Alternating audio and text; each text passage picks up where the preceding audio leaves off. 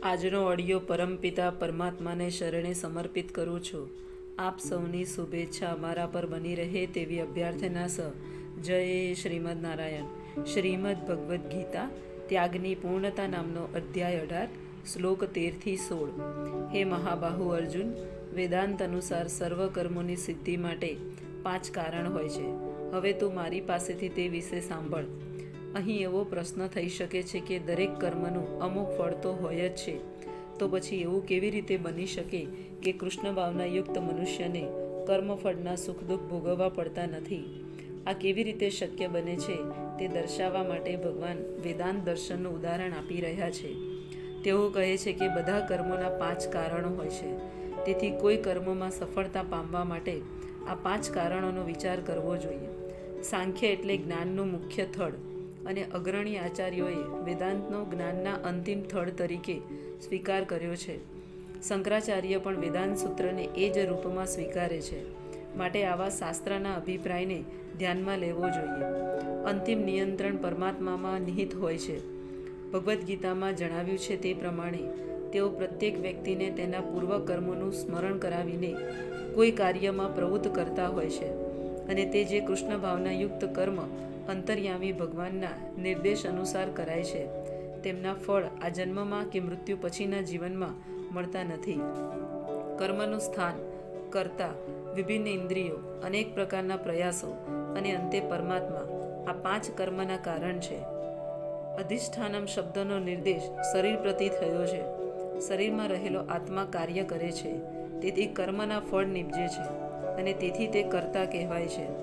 આત્મા જ જ્ઞાતા તથા કર્તા છે એવો શ્રુતિમાં ઉલ્લેખ થયો છે. આ શ્લોક દ્વારા તે વિશે સમર્થન થયું છે. કર્મની ઉપકરણ ઇન્દ્રિયો છે અને આત્મા આ ઇન્દ્રિયો દ્વારા જ વિવિધ કર્મ કરાવે છે. દરેકે દરેક કર્મ માટે અલગ પ્રયાસ અથવા ચેષ્ટા થાય છે, પરંતુ સર્વ કર્મો હૃદયમાં મિત્ર રૂપે રહેલા પરમાત્માની ઈચ્છા ઉપર અવલંબિત રહે છે. પરમેશ્વર જ સર્વોપરી કારણ છે. તેથી આ પરિસ્થિતિમાં જે મનુષ્ય અંતર્યામી પરમાત્માની દોરવણી હેઠળ કૃષ્ણ ભાવના યુક્ત થઈને કર્મ કરે છે, તે કોઈ કર્મથી બદ્ધ થતો નથી.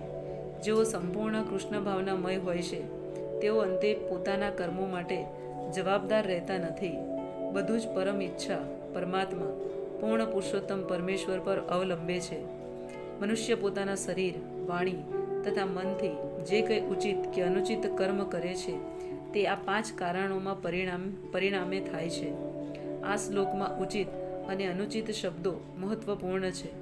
ઉચિત કાર્ય શાસ્ત્રવિહિત નિર્દેશો પ્રમાણે કરાયેલું કાર્ય હોય છે અને અનુચિત કાર્યોમાં શાસ્ત્રોના આદેશોની અવગણના કરવામાં આવે છે. તેમ છતાં જે કોઈ કર્મ કરાય છે તેની સિદ્ધિ માટે આ 5 કારણો જરૂરી હોય છે. માટે જે મનુષ્ય આ 5 કારણોનો વિચાર કર્યા વિના માત્ર પોતાને જ એકમાત્ર કર્તા માને છે, તે નિસંદેહ બુદ્ધિમાન નથી અને વસ્તુઓને યથાર્થ રૂપે જોઈ શકતો નથી. મૂર્ખ માણસ સમજી શકતો નથી કે પરમાત્મા મિત્ર તરીકે તેની અંદર બિરાજે છે અને તેના કર્મોનો દોરી સંચાર કરી રહ્યા છે. જો કે સ્થાન, કર્તા, પ્રયાસ તથા ઇન્દ્રિયો એ ભૌતિક કારણો છે, તેમ છતાં અંતિમ કારણ સ્વયં ભગવાન છે.